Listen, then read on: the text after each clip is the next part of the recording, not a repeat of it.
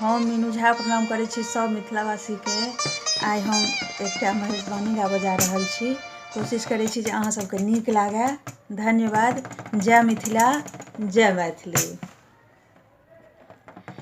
कथी लाए तप केली गौरी कुमारी,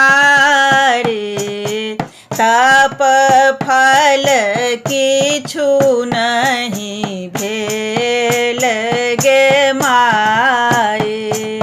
तप फल किछु नहीं भेल गे माए। देखते बूढ़े बूढ़े अति बौराओल, भूत प्रेत संग लेल गे माए। भूत प्रेत संग लेल गे माए। जखन देखल बर सखियो मनाइन, जखन देखल बर सखियो मनाइन, गायनी देखी फिरी गेल गे माए।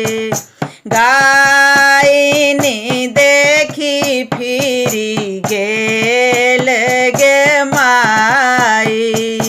ई घूरी जाथु करब बर दोसर, ई घूरी जाथु करब बर दोसर। हम अपजस सिर लेब गे माए। हम अपजस सिर लेब गे माए। गौरी का बाप से हो अनहित भेल, गौरी का बाप से हो अनहित भेल।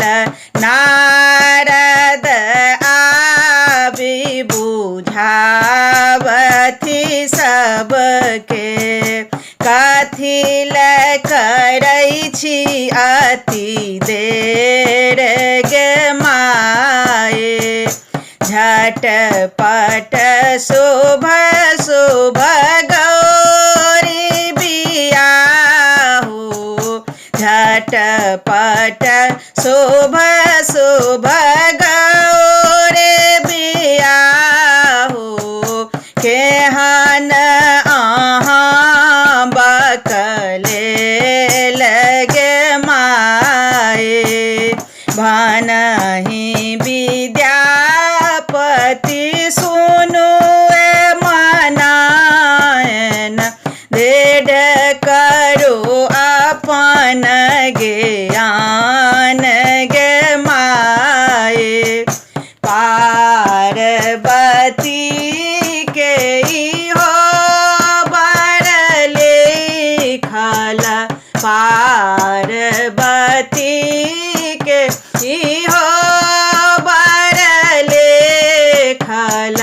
लिखल मेटल नहीं जाई गे माए। लिखल